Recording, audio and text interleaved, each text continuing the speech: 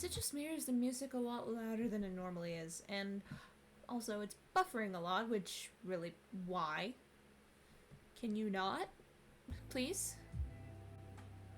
Maybe it was just because I had them in both had both my headphones in. I don't know. Alright. Hello! Hello, chat. How are y'all doing today? I'm doing pretty well. I just basically lounged around all day. I mean, yeah, all I did was just watch Twitch today, basically. But today, we're going to be reading another chapter of Nocturnal Animals by Bones and the Bees. If you don't know, it's, Bones and the Bees is the writer of Tommy and Its Clinic for Supervillains, the one story that has, the character Siren in it, the one with, like, the headband around his head, or around his eyes. Bones and the Bees writes other stories on AO3, and I've been reading them because she's a really good writer, and gonna be real, it's easy content. I really enjoy reading aloud and acting, and it also kind of helps me with voice acting a little bit, I guess. But yeah, if any of you are new to my stream and you enjoy my content, be sure to drop a follow, because at 150 followers I'm gonna be doing an entire stream in a British accent. No matter what I do on that stream, the entirety of it is going to be in a British accent, so that's gonna be fun. Okay. Let's get into it, shall we?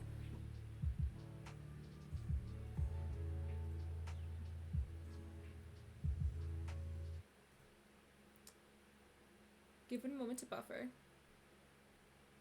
because apparently it needs it. There we go.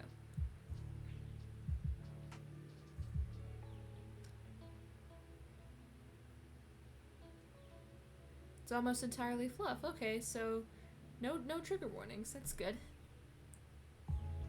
Alrighty. Also, let me know if the music is too loud, because I feel like it is, but I'm not too sure. Or if I'm too quiet, or both, like how the levels are, because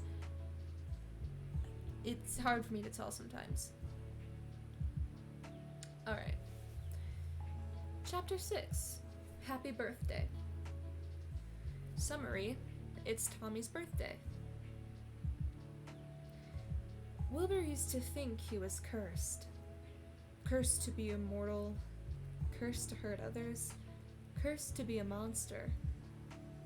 He was starting to think living with this curse might not be as unbearable as he assumed it would be, at least for the time being, because living with Tommy made things more bearable. At first, Wilbur was grateful to Tommy because he did so much for him. He got him a blood source, he bought him clothes, he gave him a place to stay. Wilbur owed Tommy his life several times over. But that wasn't all. Tommy was just an unusually compassionate kid. He was funny. He was annoying. He was vibrant in a way that Wilbur had forgotten people could be. Some days, Wilbur still woke up feeling like he was drowning on dry land, but Tommy always seemed to know exactly how to drag him out of the depths of his darkest moments with a stupid joke and an affectionate insult. A life raft of words, dragging him from the swirling water of his own mind. They were roommates. Oh my god, they were roommates. Sorry. They were roommates, but they were friends, and Wilbur personally considered Tommy his best friend, even though he wasn't sure if Tommy thought of him the same way. He was okay with that, though. As long as Tommy would have him around, he was going to do his best to make sure his friend was taken care of, since he seemed allergic to taking care of himself. Tommy was far too young to have seen and done the things he'd been coerced into by the Academy, and he deserved so much better than that. Wilbur wanted to make sure he knew that. Which was why Wilbur was currently panicking. It was so late at night, the sky was turning gray with the promise of the rising sun.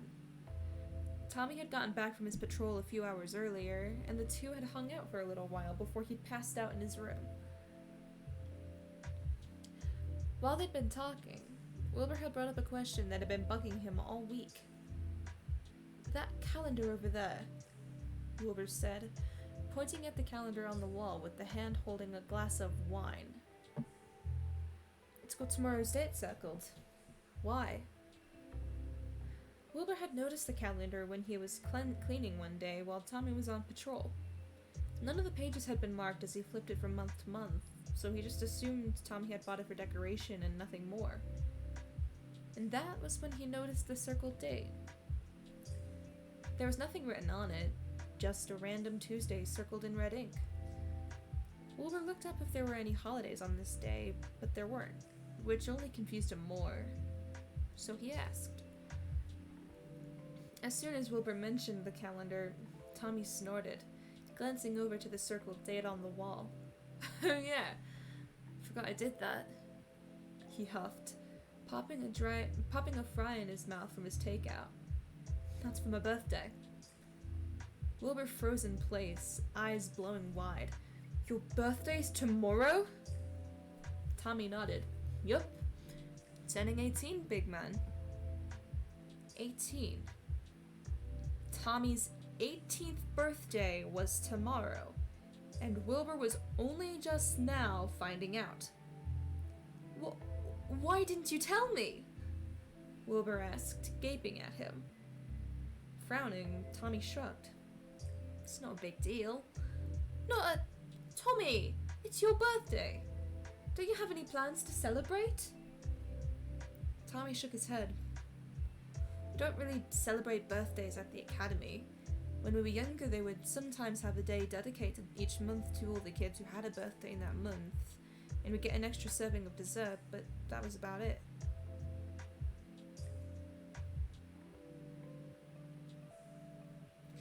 Of course. Wilbur wasn't surprised by that. With every passing day, he found himself loathing the Academy more and more, and not even because of its opinion on vampires. His hatred of the place stemmed from how it treated the hunters. The kids it brought into this world of violence and danger, turning teenagers like Tommy into soldiers for a war that didn't need to be fought. Soldiers didn't need to celebrate birthdays. And of course, Tommy didn't even see how fucked up that was. "What about before you joined the Academy?" Wilbur pushed. "Well, I lived on the streets," Tommy said, giving him a flat stare. "Oh, right." An ache formed in his chest as a slow realization dawned on him that Tommy had never had a birthday party. Something that seemed like such a standard aspect of any kid's life that Tommy never got to have. Wilbur hadn't celebrated his birthday in years, but he still remembered a childhood of cake and presents and warm voices singing happy birthday to him. "Would you mind if we did something for your birthday?" Wilbur asked, a plan already forming in his mind. Tommy shrugged again. "Will, come on, I'm fine. I don't need to do anything for my birthday. I'm not saying we need to, but I'm asking if it would bother you. I mean, it wouldn't upset me or anything, but I think it's pointless." Tommy snorted. "You don't need to do anything. Seriously, I'm fine." Even though Tommy said that he was fine with not doing anything, Wilbur could see a spark in his eyes. A tiny glimmer of something that could have been hope that he was desperately trying to shove down. Reading the look on his face, Tommy then frowned. "I have work tomorrow anyway." "I know," Wilbur said, smiling innocently. "It'll be something small." You don't have to, Tommy repeated. But I want to, Wilbur shot back. Tommy huffed. If you're gonna be such an ass about it, just have takeout waiting for me when I get back or something. Oh, Wilbur was going to do more than that. It'll be something like that. And now it was several hours later, and Wilbur had no fucking clue what to do for Tommy's birthday. He could get takeout. That was easy. But he also needed gifts, and what kind of gifts could Wilbur get him? It's not like he had any money of his own, so whatever he got him, he'd have to make himself. Shit. Wait, he'd also need a cake. Where the hell was he gonna get a cake? Glancing at the empty glass of blood sitting on the coffee table Wilbur has been drinking from earlier that night, he almost smacked himself in the face as the realization hit him. He had exactly 2 friends besides Tommy, and they both worked at a bakery. Okay, cake solved. That was going to be his first goal. He could figure out what gift he was going to get Tommy later. For now, he had to visit Nikki. Before he left, Wilbur wanted to make sure Tommy didn't think Wilbur had just ditched him on today of all days, so he wrote a quick note in case he woke up while Wilbur was out. Gremlin child, I'm out running some errands, and I might not be back before you leave for work. Happy birthday, though. I'll see you later tonight. And for the love of God, please stop leaving plastic forks in the sink. Will. He was glad that bakeries opened ridiculously early, because it was barely sunrise by the time Wilbur headed out of the apartment for the day. He normally tried to avoid going outside when the sun would be shining, but he had no idea how long it would take Nikki to bake the cake, and he didn't want to risk not being able to get one for Tommy at all. Wilbur could suffer through a bit of discomfort to make sure Tommy had a cake on his birthday. Wilbur's eyes ached as the sun rose in the sky above his head, and he tugged a beanie he'd stolen from Tommy further down on his head to try and protect his skin from a nasty sunburn. As he stepped out onto the street, Wilbur noticed that there were few people out this early in the morning, save for the occasional jogger or dog walker. Well, joggers, dog walkers, and the random dude that wouldn't stop staring at him. A guy who had to have been around the same age as Wilbur was loitering near the front steps of the apartment building.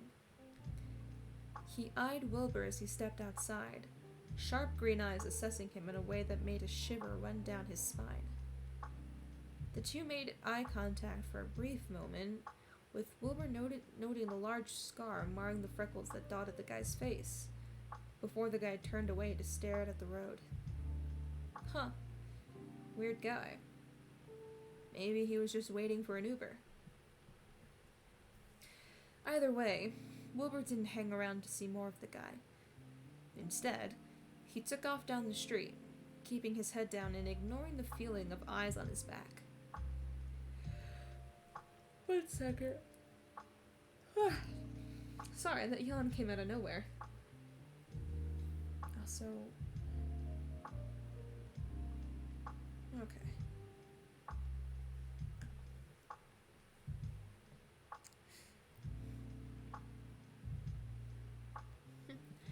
Thankfully, Roses and Sugar wasn't that far from Tommy's apartment, so it wasn't a long walk. He'd been to the bakery plenty of times since his first visit with Tommy, with Nikki insisting he stop by at least once every 2 weeks to get another bottle of blood.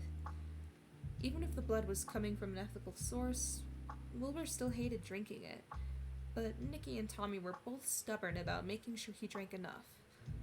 Although his definition of enough and Nikki's definition seemed to be 2 different things. Admittedly, he did feel a hell of a lot better now that he was feeding on a regular basis. It turned out a lot of his fatigue and permanent achiness was actually due to being thirsty all the time, and not because his life was just shit. Still, he could never forget the fact that he was drinking human blood. It should have been something he was used to by now, but he wasn't. Some days he wondered if he was ever going to stop feeling nauseous every time he stared into a cup of his wine. The bakery came into view right as the sun crested over the horizon, spilling golden light out onto the street. Wincing, Wilbur took the sunglasses Tommy bought him out of his pocket and put them on, not even caring that it probably made every person he passed by think he was hungover to all hell and back. Even through his sweater and jacket, he could feel the sun's rays burning his skin and picked up the pace. He got to the front door, trying the handle only to realize it was locked. Cursing under his breath, he knocked on the glass a few times, knowing that both Nicky and Jack would be able to hear him even if they were all the way in the wine cellar. Sure enough, it only took a few moments for Nicky to pop her head out of the door to the kitchen. She spotted Wilbur through the glass, her eyes widening as she hurried over to let him in. "Will, what are you doing here?" Nicky asked, ushering him inside and away from the sunlight. "You never go out during the day." As soon as he was inside, Wilbur breathed a sigh of relief at the blessed coolness that washed over him. God, trust me, I wish I didn't have to. I was barely in the sun for 5 minutes and I already feel like I got burnt. He took the sunglasses off, tucking them back in his jacket pocket before looking down to meet Nicky's eyes. "I need to ask you a favor, though." Nicky's dark brows furrowed. "A favor? Is something wrong?" Then, a hopeful smile bloomed over her face like the sun coming out from behind the clouds. "Wait, do you need another bottle? Did you run out early?" It almost made him feel guilty to see how excited Nicky was at the prospect that he was feeding that much. Unfortunately for her, he still had over half his last bottle left and wasn't planning on draining it anytime soon. "No, I don't need another bottle yet," he said, trying not to wince when her smile vanished. "I actually, need to place an order with your other business." Disappointment was erased by confusion as Nicky's frown returned. "You mean from the bakery?" Wilbur nodded. "Yep, I need to order a cake." "What for?" Now, here was the tricky part. "Well, you see, it's Tommy's birthday tonight, and I want to get him a cake." As he expected, all the gentle curiosity in Nicky's face vanished as soon as Tommy's name was mentioned, replaced by something annoyed. "Did he ask you to get him a cake?" Wilbur knew Nicky still didn't like Tommy all that much. She had certainly stopped being directly hostile to him the more that he came by, but she still disliked him for being a hunter. That much was obvious. Jack was less obvious with it, which made sense considering he used to be a hunter himself, but even he had his moments where Wilbur would catch him frowning at the bandages or tattoos visible on his arms.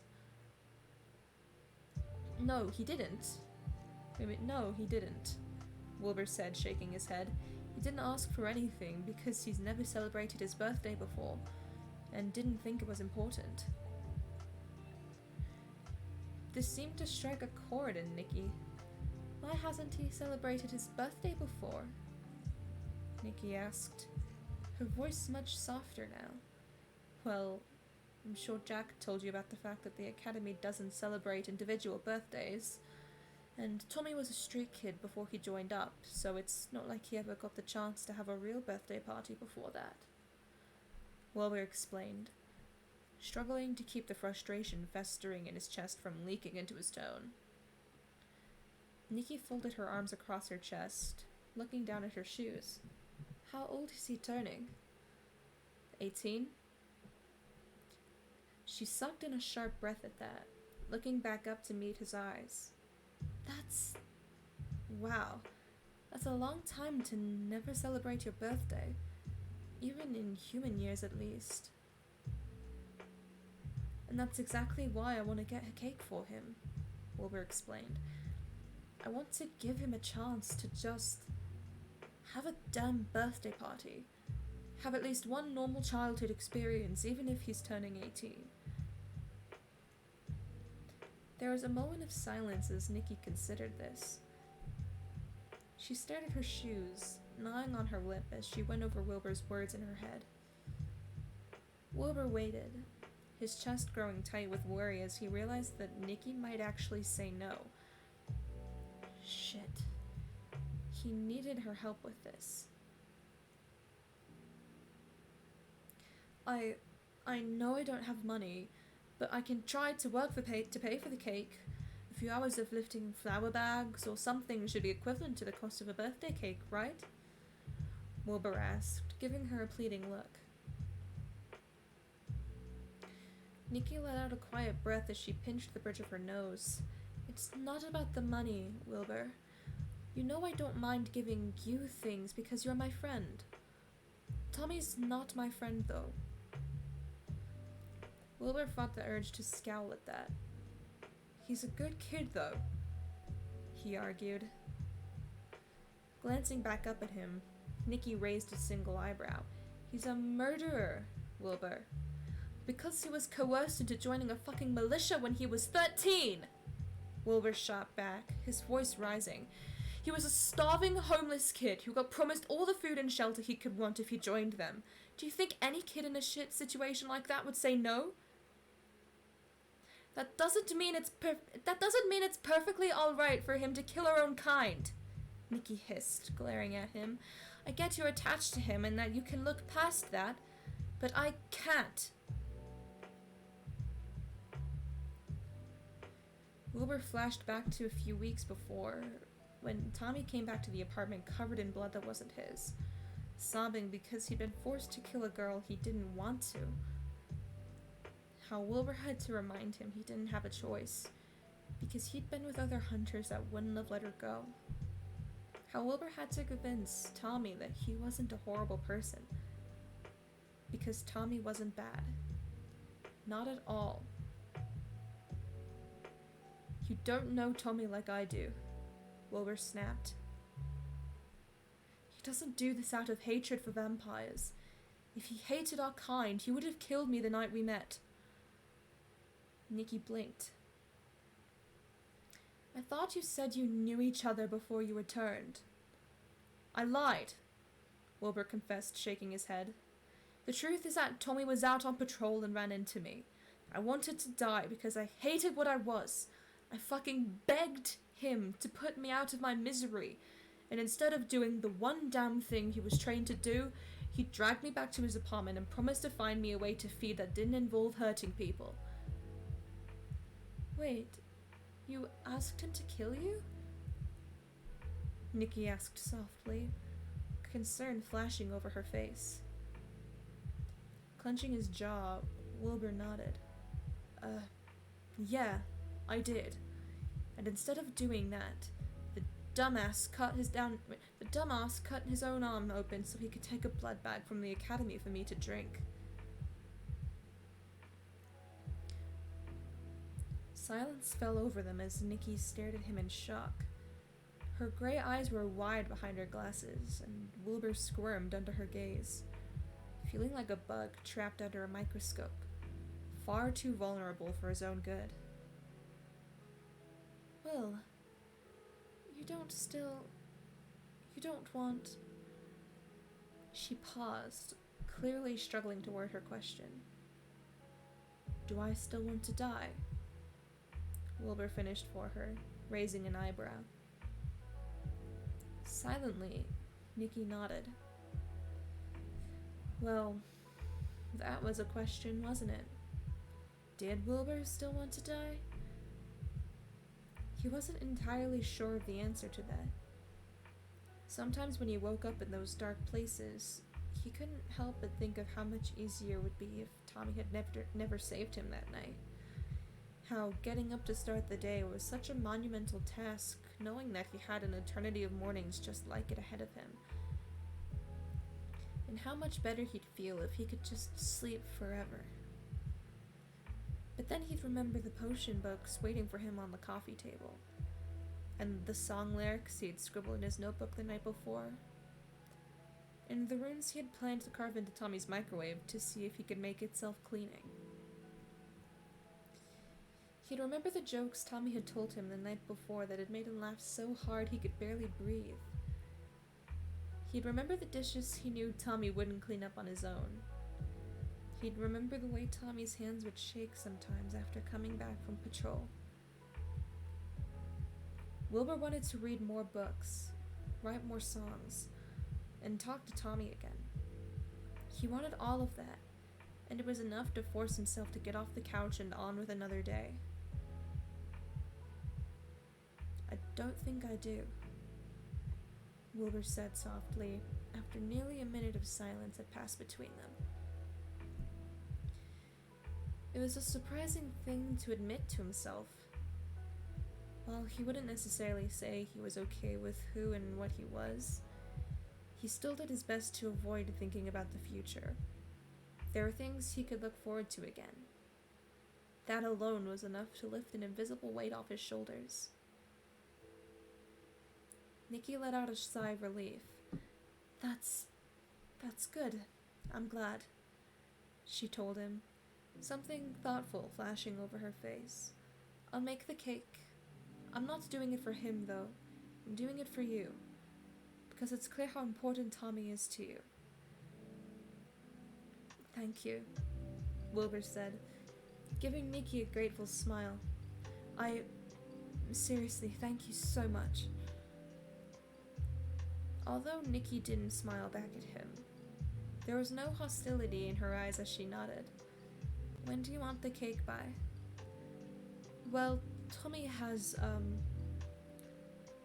He hesitated, not wanting to tell Nikki that Tommy would be out on patrol tonight.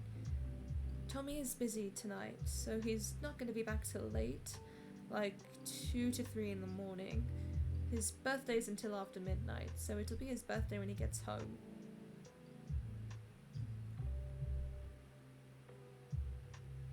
I can make the cake tonight, so it's still fresh by the time he gets back, Nikki said, the reluctance in her eyes fading as she focused on the job in front of her. Do you know what kind of cake he likes? Wilbur frowned. I know he likes chocolate. That's about it, though. Humming, Nikki nodded again. Okay, I can work with chocolate. Plus, I can ask Jack if he knows what Tommy likes.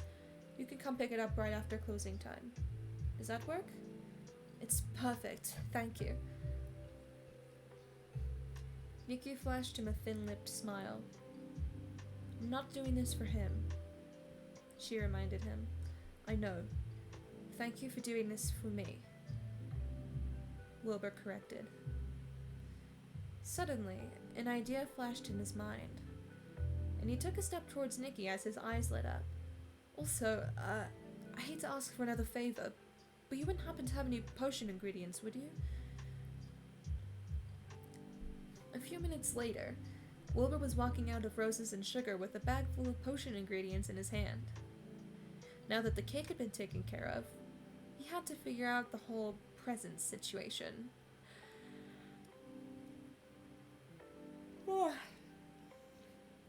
Sorry, yawn time.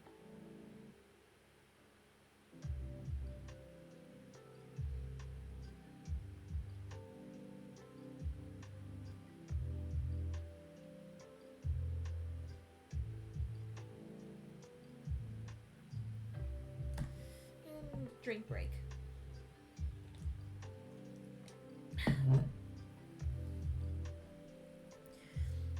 It was a rough process brainstorming what he wanted to do versus what he had the skill level and materials for. The things he was giving Tommy weren't anything special, but hopefully he could use them at some point or another.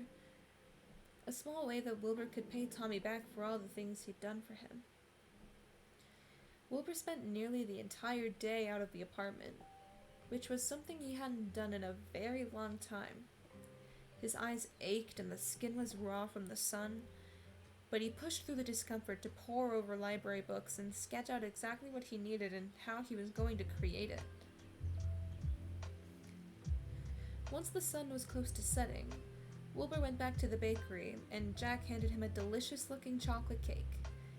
It was rich, dark, and covered in perfectly swirled frosting.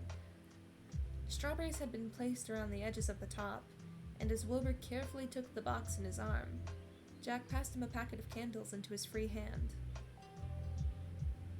"Tell him I said happy birthday, okay?"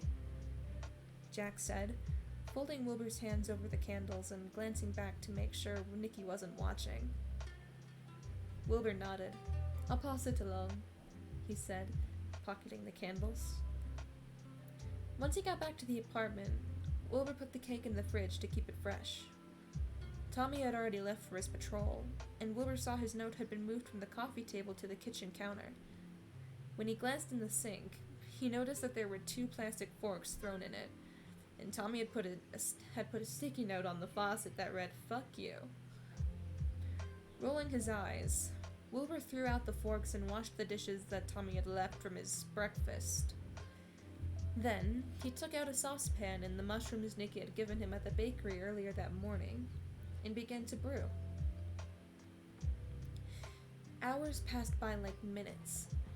Wilbur hopped between the stove and pieces of notebook paper, his hands sticky with lapis dust and the air thick with the smell of cherries and cinnamon.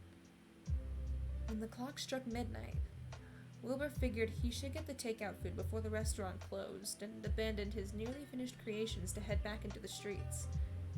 It took him only a few minutes to get the food, and once he got back, he was pleased to see his stovetop concoction was nearly done. Hold on one second. Earlier in the chapter it said he had no money. How did he get that takeout?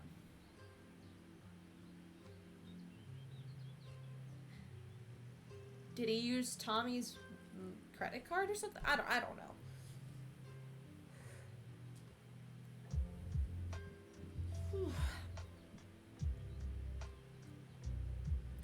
At 1:50, Wilbur was rushing to get everything into place.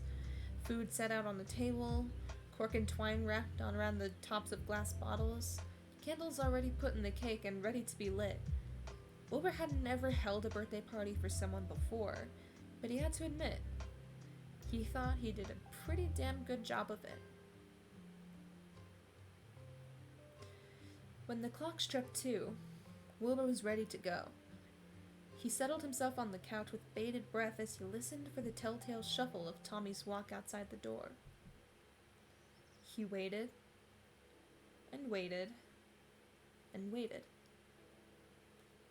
Right as Wilbur was starting to get nervous, he heard the distinct pattern of Tommy's footsteps coming down the hall and nearly jumped out of his skin. It was nearly 2:30, which wasn't surprising since Tommy sometimes didn't get back from his patrols till 3. The door handle jiggled as Tommy twisted his key into the lock, and Wilbur's fingers danced nervously against his thigh. The door swung open. Tommy stepped through, thankfully not covered in blood, but with heavy bags under his eyes and an exhausted slump to his shoulders.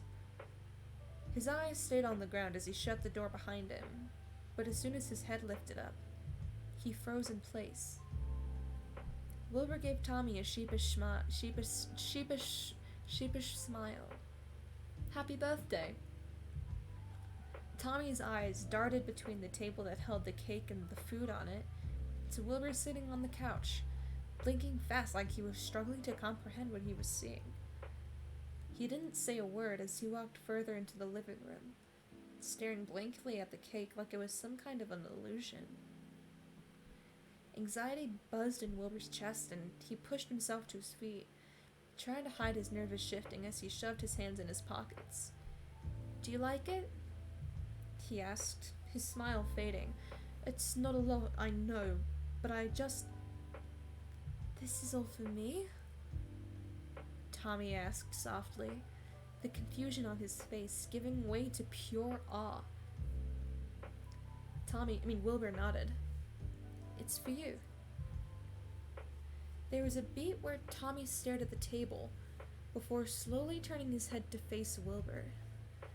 His expression was unreadable, and Wilbur was about to ask him if he was okay, when suddenly Tommy was launching himself at Wilbur, wrapping his arms around his shoulders and hugging him tight enough to make Wilbur forget he didn't need to breathe. Wilbur grunted at the sudden weight leaning on him, but chuckled as he hugged Tommy back. I take it you like it then? Tommy nodded. Thank you, Wilbur. I didn't think you were actually gonna do anything, but fuck, this is really great. Of course I was going to do something. You're my best friend after all. There was a beat as Tommy lifted his head in surprise, and Wilbur tried not to wince at his slip-up. But then, Tommy was smiling brighter than the sun, and hugged him even tighter. He's such a fucking sap, he teased, his voice laced with warmth. Wilbur slumped in relief. Yeah, maybe I am a bit of a sap. But it's your 18th birthday, man. It's one of the big ones. I'm allowed to be sappy for that. Snorting, Tommy pulled away from the hug, lightly shoving Wilbur back as he sat down at the table in front of the takeout box Wilbur had left there.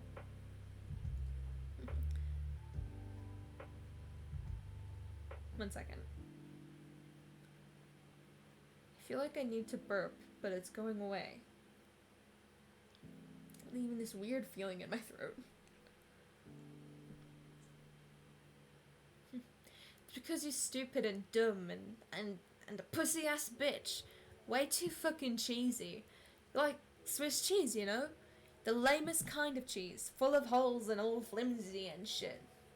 Fuck off, Wilbur huffed, smiling as he sat down next to Tommy. If I'm Swiss cheese, at least I go great with mushrooms.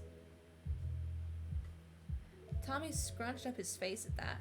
What the fuck does that even mean? You're the one who brought up the Swiss cheese analogy. I was just going along with it. Another beat passed as Tommy stared at the chicken tikka masala Wilbur had gotten him from his favorite restaurant. His own grin softened as he picked up his fork to start eating. He's such a weirdo, he said quietly, laughing under his breath. And you're my best friend too. Trying to ignore the warmth that bloomed in his chest at this, Wilbur instead reached for the presents he'd set up on the other side of the table, dragging them over in front of Tommy's styrofoam takeout box. Immediately, Tommy frowned and put his fork down. What are these? Presents, Wilbur told him. For you. Tommy's eyes widened. What the fuck do you mean you got me presents? You're already throwing me a whole ass birthday celebration with a cake. You didn't need to get me anything, asshole. I wanted to. It's really nothing special, just some stuff I got today while you were on patrol. Slowly, Tommy reached out to curl his hand around the base of one of the potions. The red liquid looked almost gold in the low light, and Wilbur noted the consistency, pleased with how it came out exactly how he wanted to.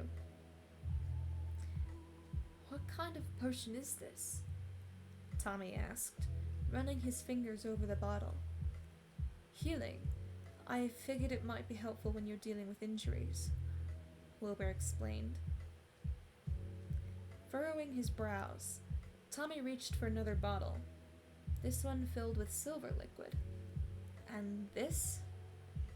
That should give you a speed boost for roughly 10 minutes. Tommy's eyes widened as he set that one down and reached for the third, a swirling blend of blue and purple. This one's pretty. It's to sleep, Wilbur told him. Tommy's head snapped towards him, and Wilbur's smile softened. I can hear you tossing and turning sometimes. Figured it might help. Letting out a shaky breath, Tommy carefully set the sleep potion. Every time chicken tikka masala is brought up in this story.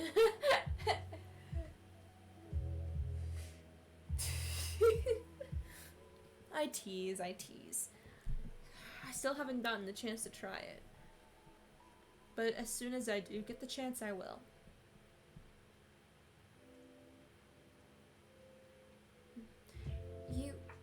Where did you buy these? I know you can get healing pots at the store, but I didn't buy them, Wilbur said, cutting him off. I made them. I've been reading those potion books, so I figured I might as well put it to good use. Holy shit. Tommy whispered, swirling the sleep potion in the bottle and staring at it in awe. Wilbur, these look like professional potions. I'm kind of shocked at how great these turned out, considering I made them all in your kitchen a few hours ago. Wilbur chuckled.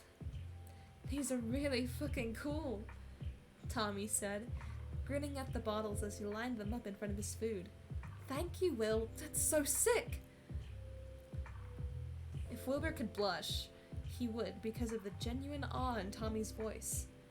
But no heat rushed to his cheeks, and instead he ducked his head as he dug into his coat pocket. There's something else, he said, pulling out his notebook and setting it on the table. Leaning over, Tommy shoved his head next to Wilbur's to get a better look as Wilbur flipped through the pages. You made me potions already. Man, what the hell else could you do to top? Tommy cut off when Wilbur found the page he was searching for, shoving the notebook open to the sigil design towards him so he could get a better look. It's a sigil, Tommy said, looking a bit dumbfounded. Yeah, it is, Wilbur said, eyeing the lapis lines on the page. I've actually, been working on that one for a while, before I even knew about your birthday. But I rushed to finish it today. It's one you can get tattooed on you, only if you want, of course. What's the enchantment? Tommy asked, lightly tracing his fingers over the lines of it. Well, I was gonna make you another protection sigil, but you already have plenty of those, Wilbur said, gesturing to Tommy's arm. So I figured out how to design one that just helps you calm down. Like if you get upset or freaked out or pissed off, it should hopefully just help you chill out a bit, get a clearer head.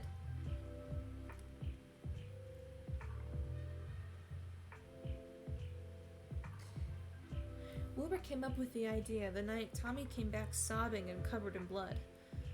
Because what if something like that happened again, and for some reason Wilbur wasn't around? Who would comfort Tommy? Who would remind him to breathe? A sigil could help with that. It wouldn't be perfect, but it might be enough to keep him from fully freaking out. Just a reminder that he wasn't completely alone. Not to mention, it gave him a good excuse to practice his sigil making, and he'd gone through dozens of designs before figuring out one that worked. This is amazing, Tommy said, eyes roaming over the sharp lines and curves of the design. Seriously, Will, this is... I don't... He paused, sniffing once. You really didn't have to do all of this. I told you already. I wanted to. Plus, you deserve a good birthday. Tommy stared at him for a moment in shocked silence, as if he couldn't comprehend that Wilbur had simply wanted to give him all these things. Wanted to do this all for him. No, I'm crying! Oh my god, I can't be crying, I'm wearing makeup! Ah! Go away! Fan the eyes, fan the eyes!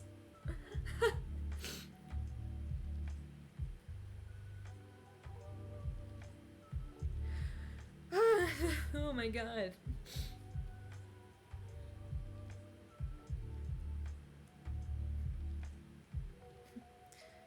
And suddenly, he was leaning over, and Wilbur grunted as Tommy pulled him into another tight hug.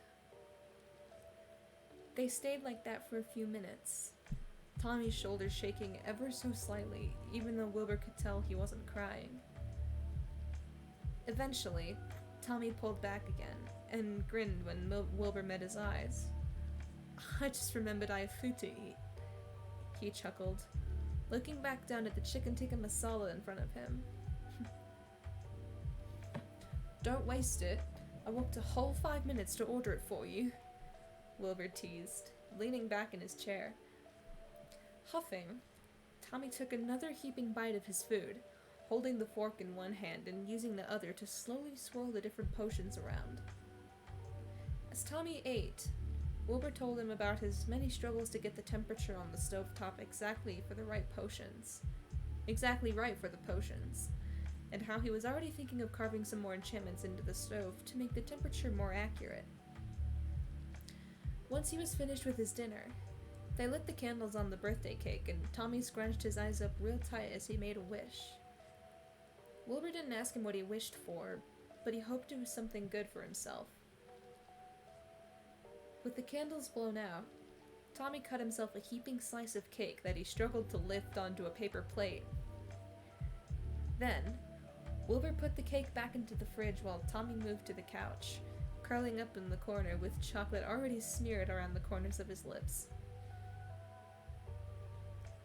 "You're such a child," Wilbur teased as he sat down on the other end of the couch. Tommy frowned and flipped him off with the hand holding the fork. "You can't be mean to me. It's my birthday. Calling you a child isn't being mean. It's a statement of a fact." Wilbur shot back. "Bitch." Wilbur snorted. "Shithead."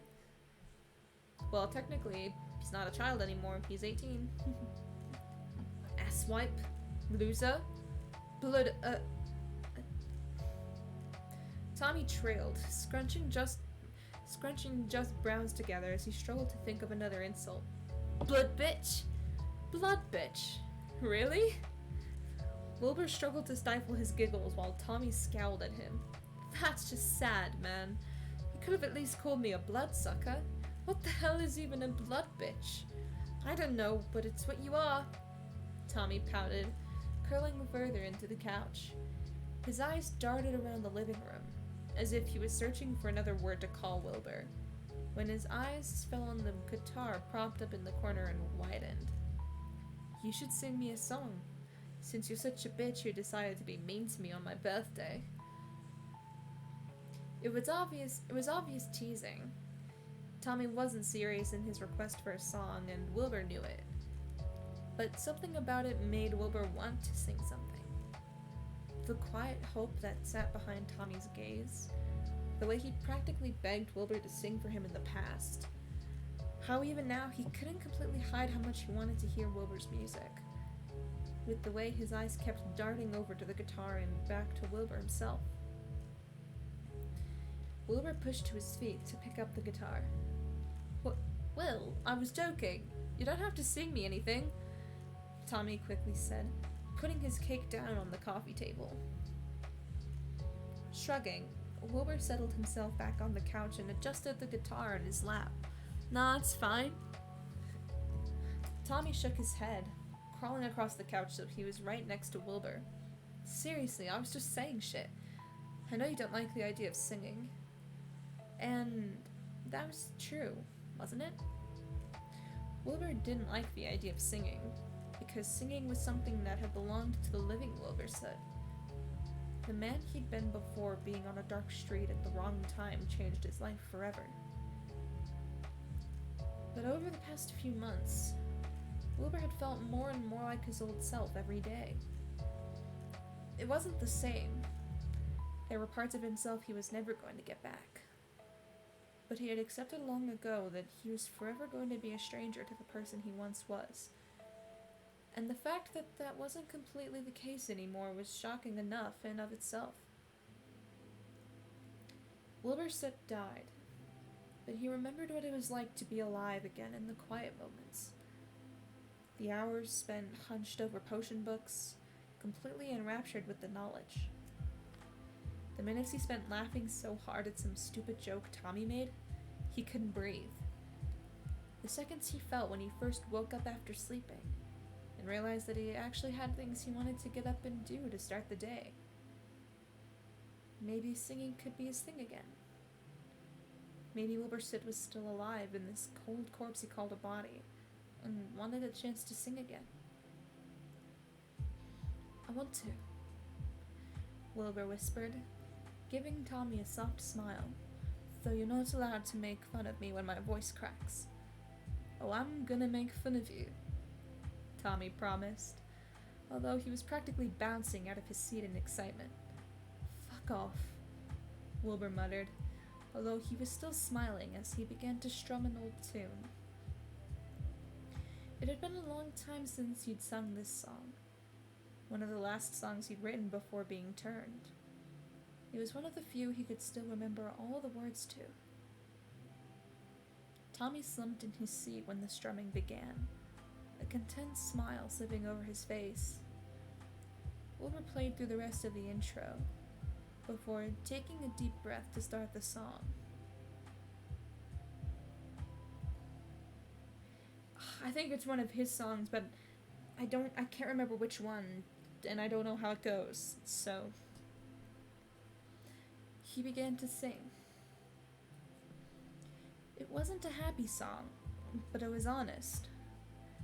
A raw flurry of words he'd written before he really understood what it was like to die. There was something melancholic about comparing where he was to now, where he was now to who he had been when he first wrote it, but there was also a hint of relief there as well. He sang through the entire song, so enraptured by the sensation of his voice scraping against his vocal cords for the first time in so long that he forgot Tommy was sitting right beside him. By the time he played the last chord, his throat was sore from stretching a muscle he hadn't used in so long, but he was grinning. It hurt his cheeks to stretch his smile so wide, but he was smiling, and it felt like a weight had been lifted off his chest. There was suddenly a soft thump on his shoulder, and Wilbur looked down to see Tommy leaning against him. Losing face? Okay, I think I've only heard that song like once or something. And Wilbur looked down to see Tommy leaning against him, his eyes shut and breathing even. "You're a good singer," Tommy mumbled, clearly half asleep. "Voice is nice." "You falling asleep?" "No," Tommy said, shaking his head while keeping his eyes closed. "I'm awake. Shut the fuck up." "Do you want me to sing something else?" Wilbur asked, struggling to contain all the gooey warm feelings swirling around inside of him. Tommy nodded, pressing further into Wilbur's side. Laughing softly under his breath, Wilbur readjusted the guitar.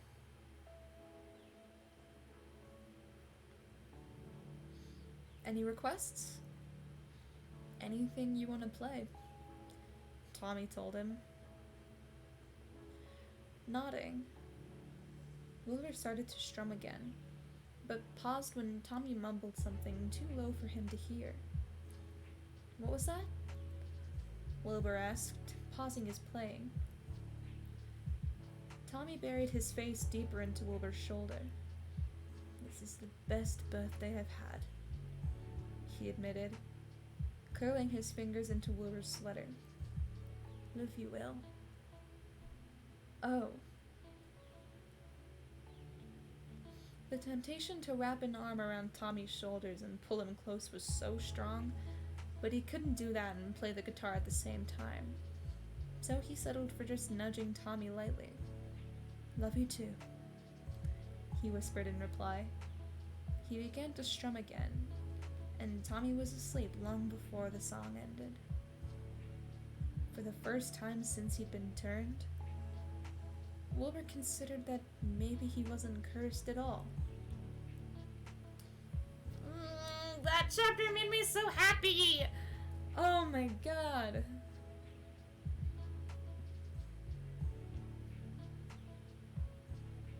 It makes me want to play my guitar. God.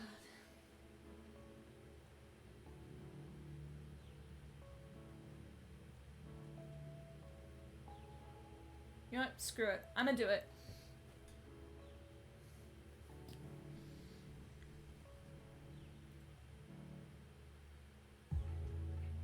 Wait, let me turn the music off. Besides, it's been a little less than an hour.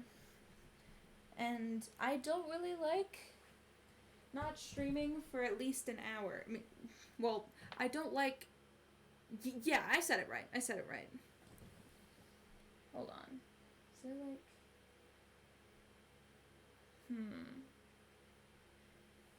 How dark is it in my room? Probably pretty dark.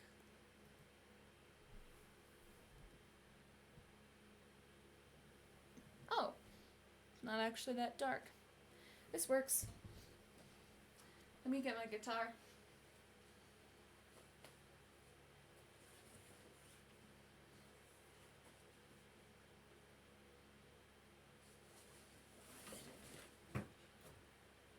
Time to bust out some tunes. God, I keep forgetting how awkward it is to play guitar in this chair. Jesus Christ. Ugh.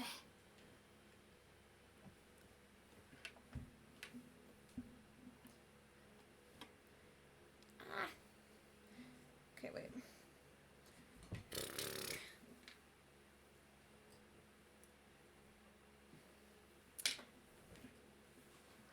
Okay. What should I play first? Wait, is my guitar in tune is the question.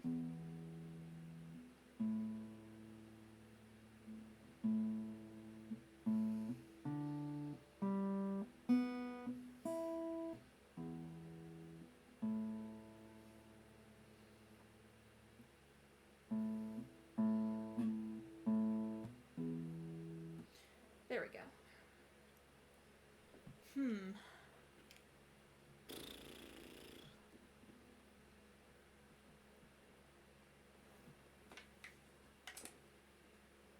I like your thanks.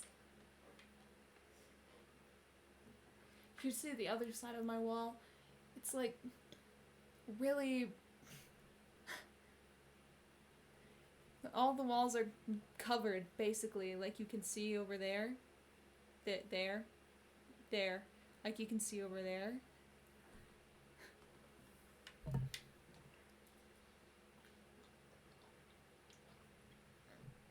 With like past achievements and like memories and stuff. Let's start off with the classic, eh?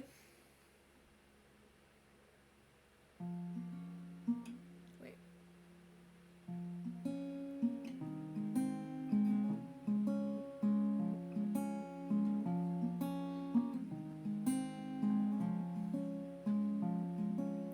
I was scared. Fuck. That was a bit rough. Let me start over.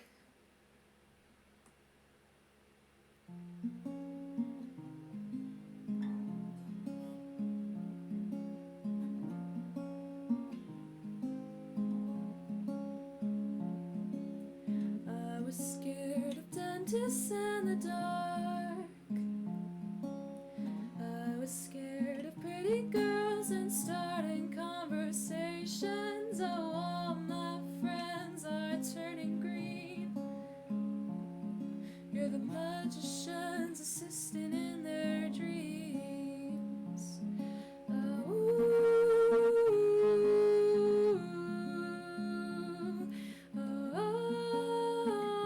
When they come unstuck, lady running down to the riptide, taken away to the dark side. I wanna be your left-hand man. I love you when you're singing that song, and I got a lump in my throat 'cause you're gonna sing the words wrong. Also, I'm sorry if like the mic really messes up the quality. I need a better mic, I know. There's this movie that I think you'll like. This guy decides to quit his job and heads to New York City. This cowboy's running from himself, and she's been living on the highest shelf.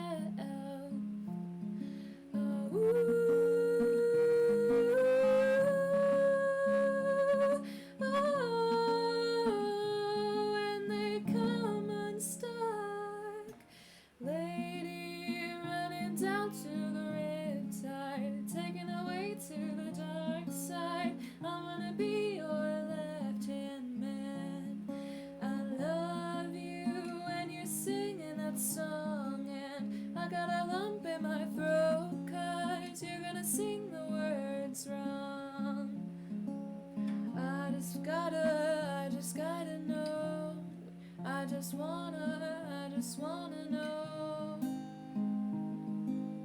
if you're gonna stay. I just gotta know. I wouldn't have it any other way. I swear she's destined for the screen. The closest thing to Michelle Pfeiffer that you've ever seen. Oh, lady, running down to the riptide, taken away to the dark side. I wanna be your left-hand man. I love you when you're singing that song, and I got a lump in my throat 'cause you're gonna sing the words wrong.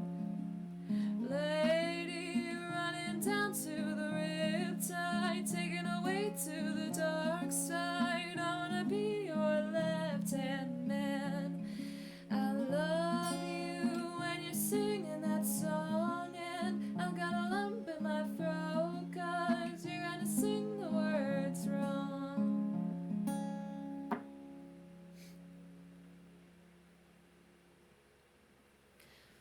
Oh, since I can see chat on my OBS on my laptop, I don't need to have it open on my phone.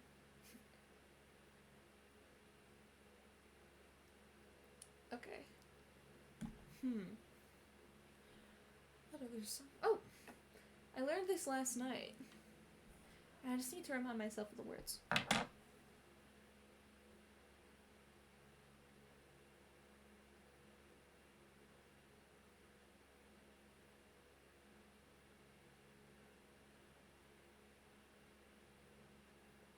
Okay, I remember them. I just need to remember if I know the chords.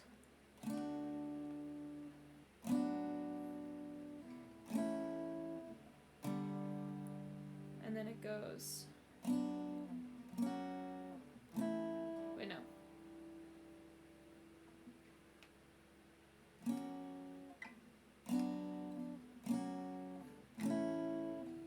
Wait, no. No, I got it wrong again.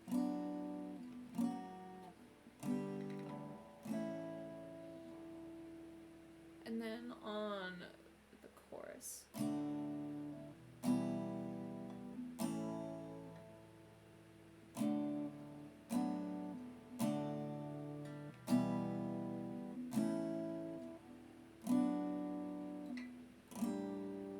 Okay, I got it.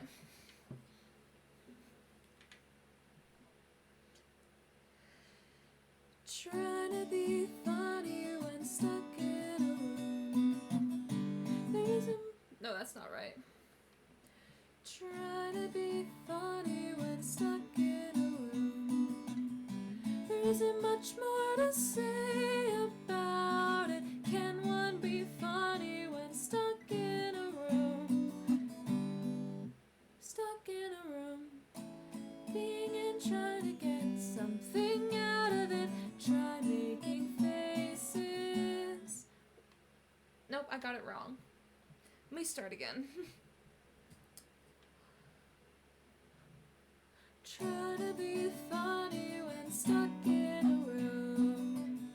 There isn't much more to say about it. Can one be funny when stuck in a room?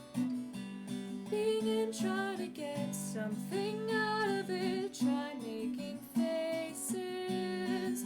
Try telling jokes, making little sounds. Oh. Wait, are those even the chords? Oh, no. Try making faces.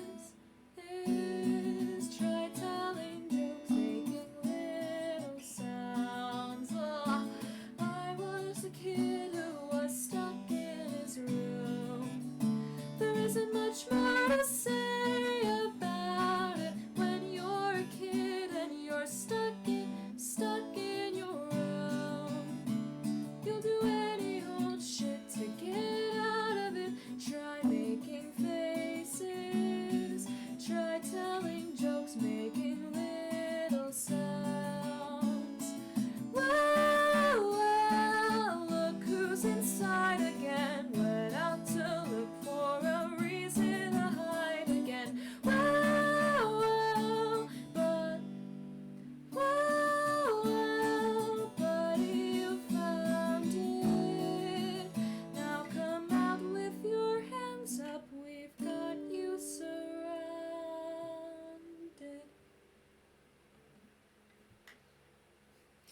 Sorry, I messed up a lot, but that was Look Who's Inside Again by Bo Burnham.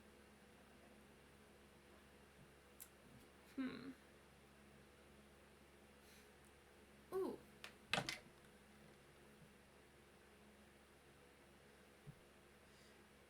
For the longest time, this was one of my favorite songs to play on guitar. It's called Floating Around by Panic at the Disco.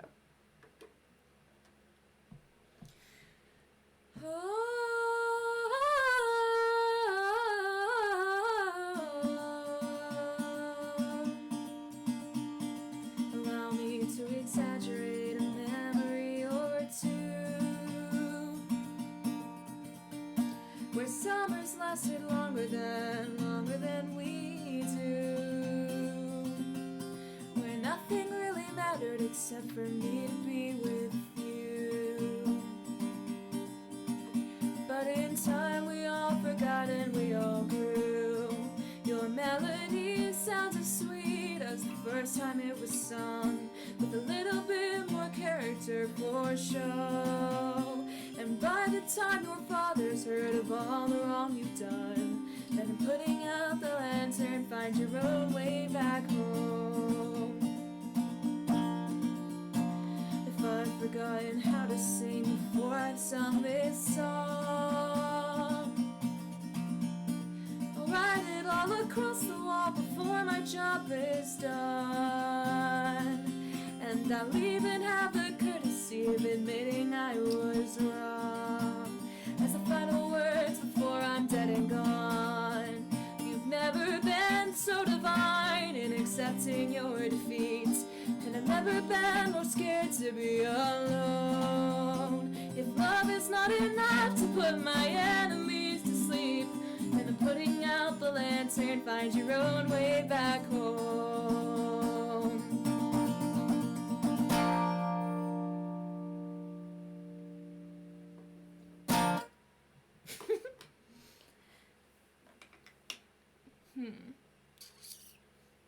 Ooh. Another song I really enjoy doing. Let me see if I remember the chords.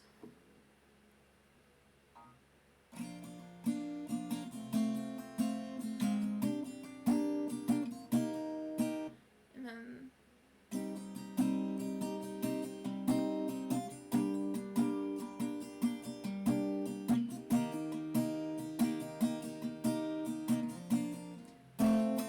wait.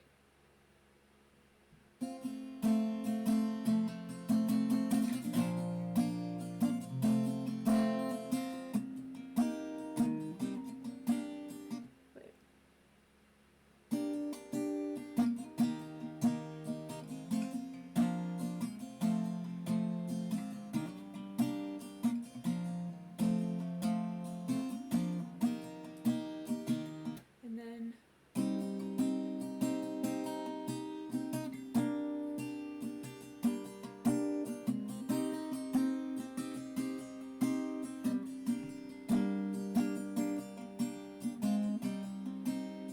oh wait, no, it's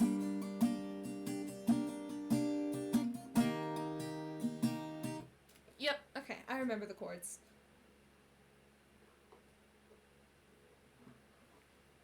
Okay.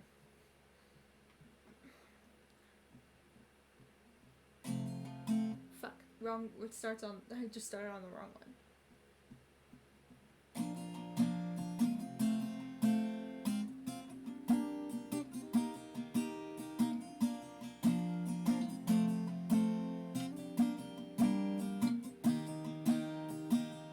Wait.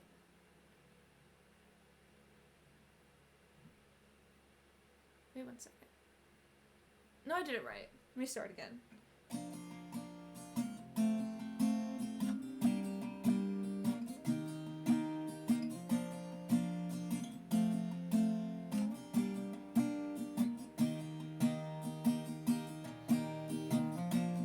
Let me know that I've done wrong when I've known this all along. I go around a time or two just to waste my time with you,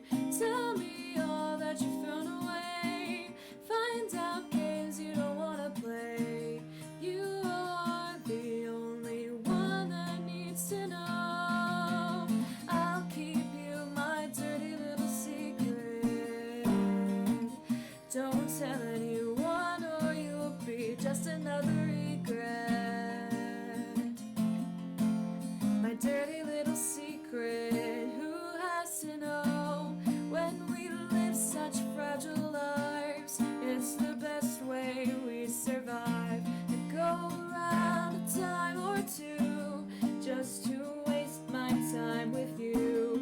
Tell me all that you've thrown away. Find out games you don't wanna play. You are the only one that needs to know. I'll keep you my dirty little secret. Don't tell anyone or you'll be just another regret. My dirty little secret, who has to know the way she feels inside? Those thoughts I can't deny. These sleeping dogs won't lie. And now I'll try to lie. It's eating me apart. Trace this life out.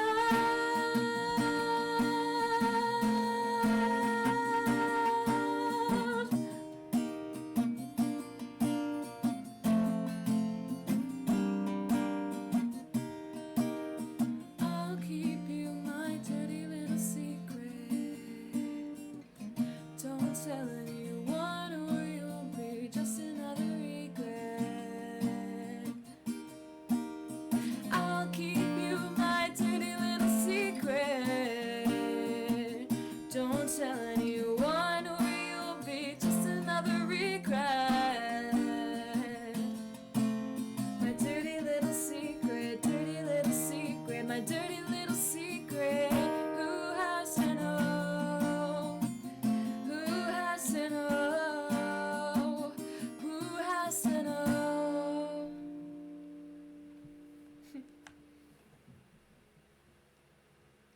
God, I hope that didn't kill anybody's ears or anything.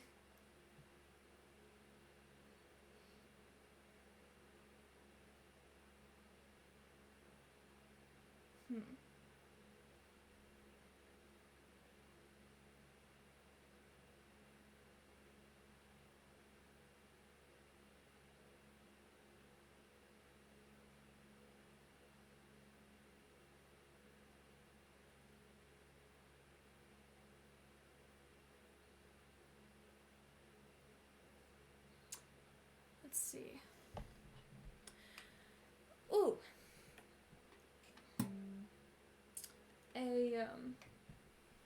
Definitely a softer one in case my mic is like making things all stupid.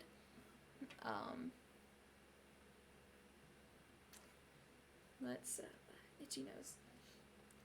Let me do this one.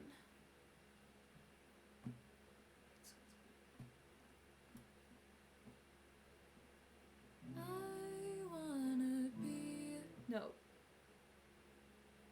I wanna be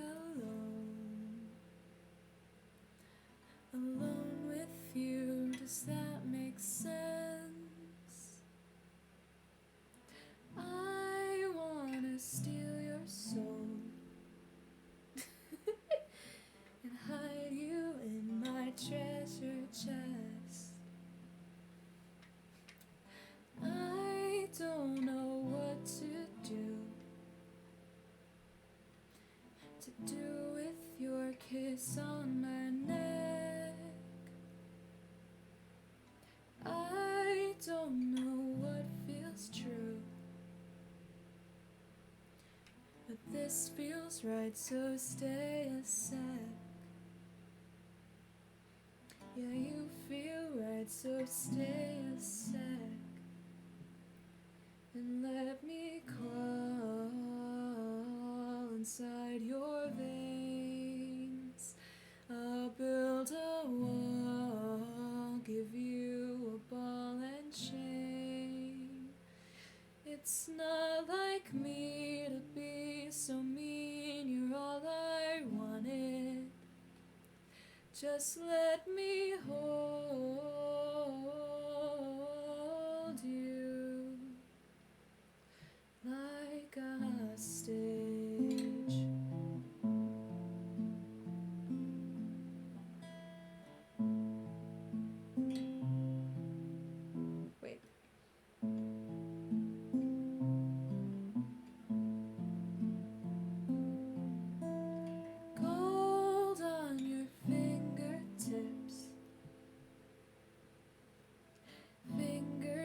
lips against my cheek,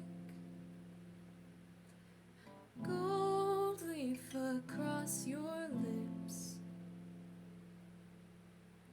Kiss me until I can speak. Gold chain beneath your shirt, the shirt that you let me wear home.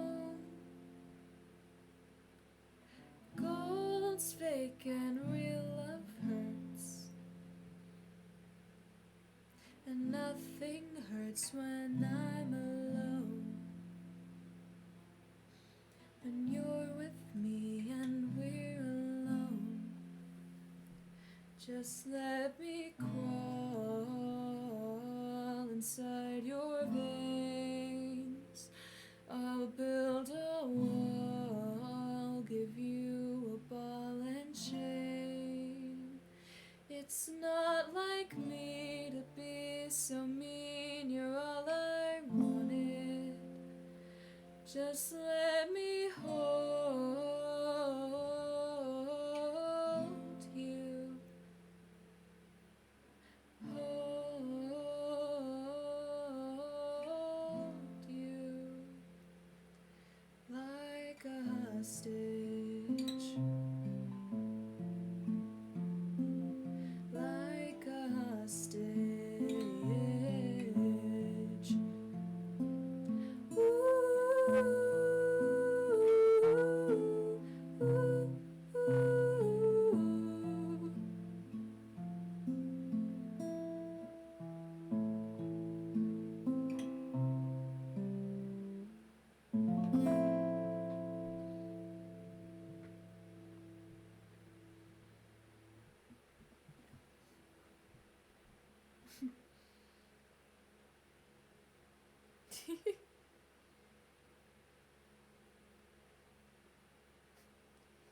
Thank you. I saw your DM. I don't know if you're still watching. But, God,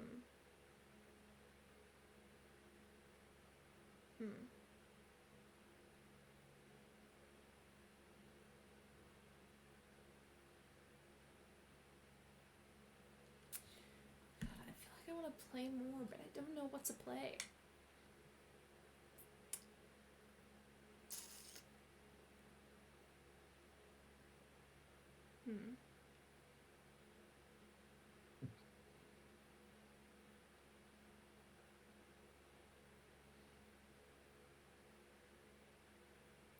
I mean, I guess I never finished playing all the songs that I wrote when I was a teenager. But I want to save that for another time. Mainly because I hate the songs that I've written. But there's one song that I wrote that sure I've already played on stream before, but I guess I can play that as my last song.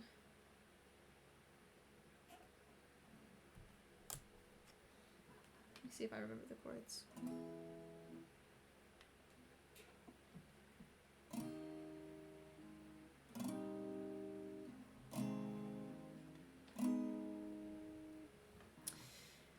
Okay.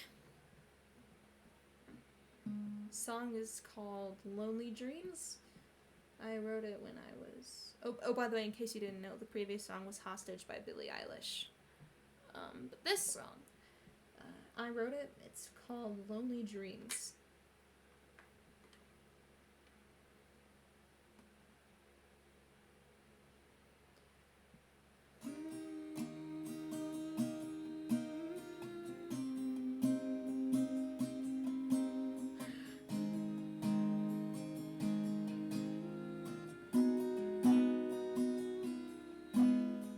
Take me with you when you go, though I know you'll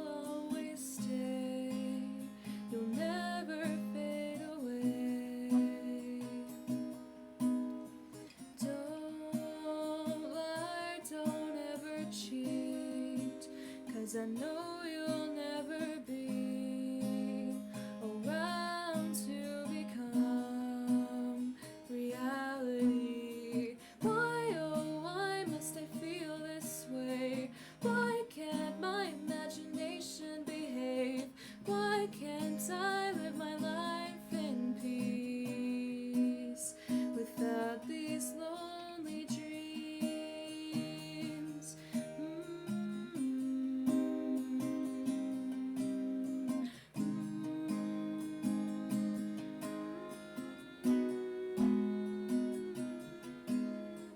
Feathers brush against my lips, leave logic far behind into the depths of my mind. Hold me closer while I sleep, my company you'll keep, with arms that are made of oxygen. Why, oh, why must I feel this way? Why can't my imagination behave? Why can't I live my life in peace without these lonely dreams? Oh, oh,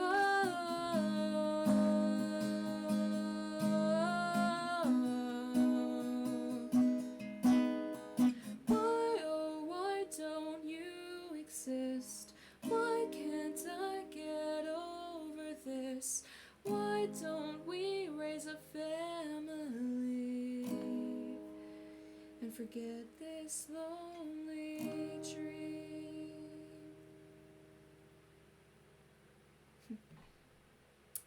I was feeling really sad that day, in case you couldn't tell. Man, I haven't been able to write like that, like, ever. Even after writing songs after that, and then eventually I just stopped because I couldn't think of anything. Sometimes I think of bits and pieces here and there, but I just don't have the time nor creative outlook, I guess, anymore. It's kind of sad, I know, but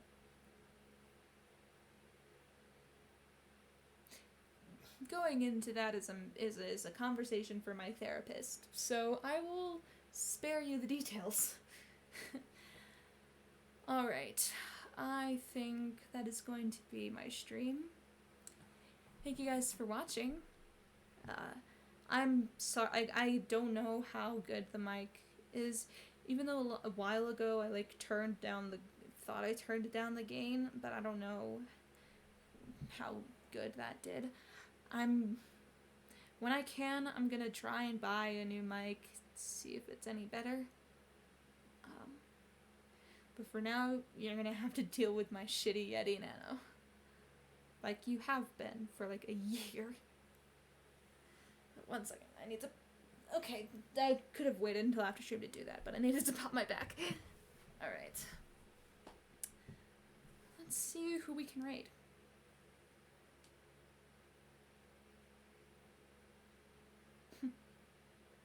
I'm still here. Cool. Who shall we raid?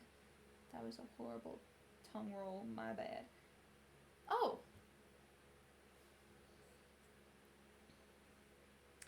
The skin artist for that has done a lot of Rombu's MCC skins is live. Let's raid them. I think I put in the thing right. I think I did. Alrighty. Join the raid if you want to. I might stream tomorrow. We'll see. I don't know, because my cousin is coming here in a few minutes, actually. My mom is driving her down at this moment, and who knows what we're going to be doing as a, I guess, a family tomorrow. So, we'll see. We'll see if I have the time, and if I do have the time to stream, I will read chapter 7. I think chapter 7 is out. Hold on. Let me see. Let me see if it is.